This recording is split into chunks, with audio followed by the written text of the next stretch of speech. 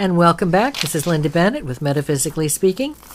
And we're talking about prayer. And we're talking about thought. Good thoughts, negative thoughts, and then evil thoughts.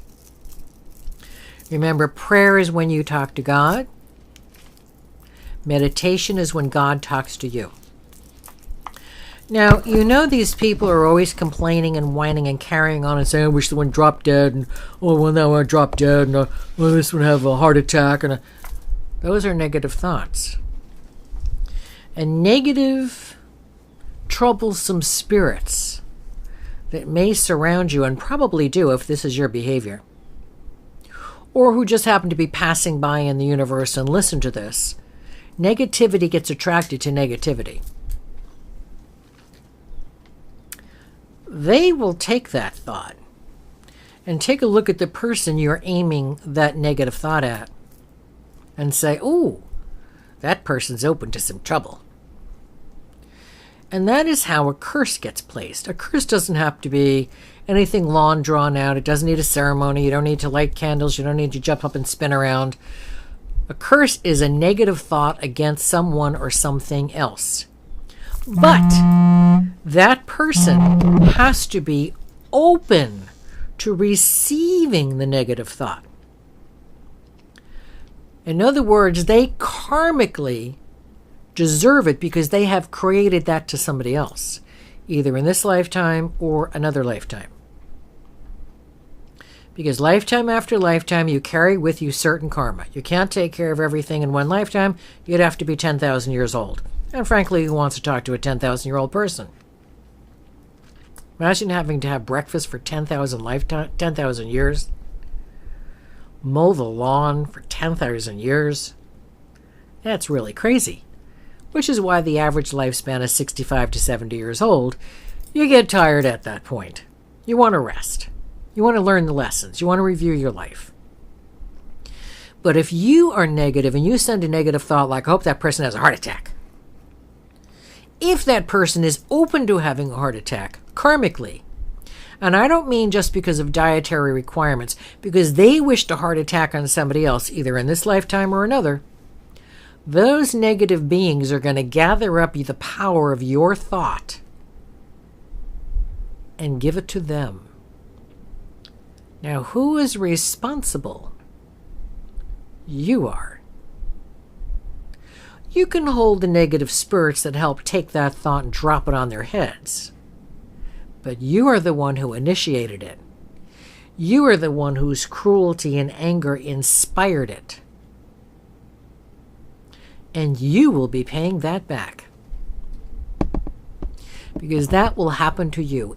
And, as an extra added bonus, since you know, because now you're listening, or even if somebody has told you, whether it's your parish priest or your minister or your rabbi, even if you've been told by somebody who knows that what you're doing is wrong, you are now informed.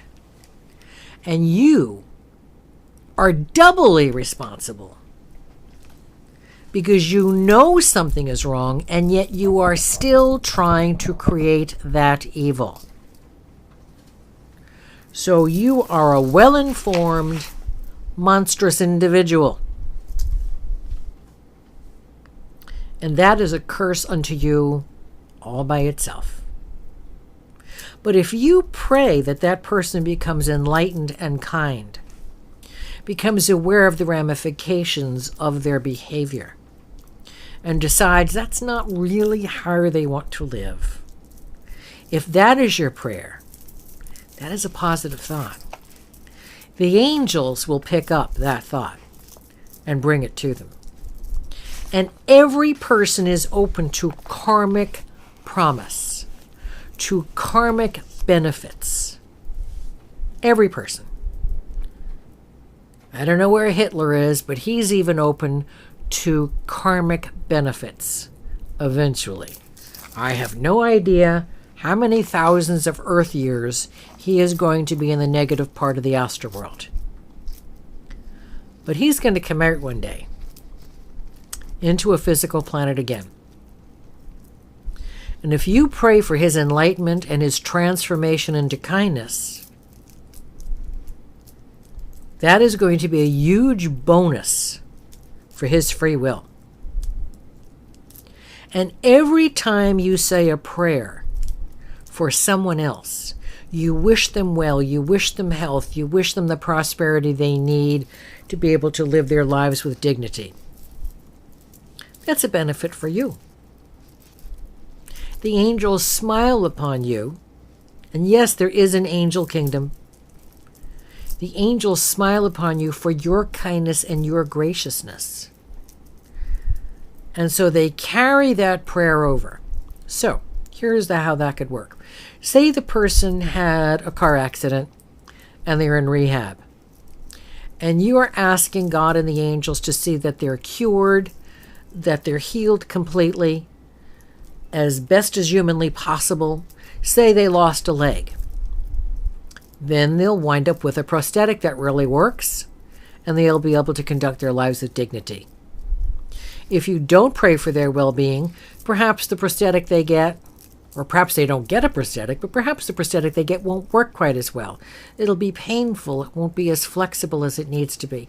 And your prayers for their well-being could push that over the edge so they get the very best treatment and the very best prosthetic available on the planet.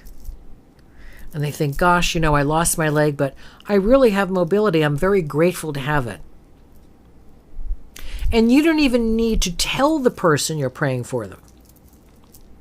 All kinds of studies have gone on where people prayed for people they didn't know. Some cases they were told they were being prayed for, and their recovery was a little faster, generally speaking. And others didn't know a thing about it, but they still received the benefits. Because thought is universal. You can send thoughts to another planet. You can send thoughts to the asterworld where people dwell. You can think about loved ones who have passed on. And then suddenly you'll feel their presence, or you'll be thinking about them again. They're answering you. Which brings up the point about, you say to me, well, I prayed for this, I prayed for a better job, and it didn't happen yet. Well, number one, maybe it's not available yet. The job may not be available. Somebody else whose karma it is to have that job is still there. They haven't retired, they haven't been promoted. That doesn't mean you give up on your prayer. Or you think about how you're structuring it. If you're saying, I want to be the best auto mechanic that works on Cadillacs, change that to maybe a General Motors car. Or I want to be the very best mechanic working on quality cars. That opens up the opportunities for you.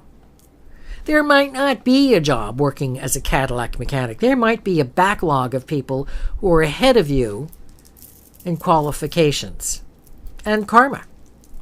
So say, I want to be the very best auto mechanic. You would be astonished at what could open up. You could be a truck mechanic. You could be a bus mechanic. You could work on industrial autos. You could work on commercial. You could work on high security. All kinds of opportunities can open up if you will open up. You have to be flexible. Sadly, we have too many people on the planet. It was very trendy back in the 70s and 80s to talk about overpopulation. Suddenly, everybody wanted to drop it. But still, we have too many people on the planet.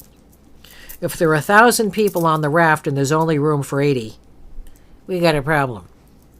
There's not enough water, there's not enough fresh air, there are too many green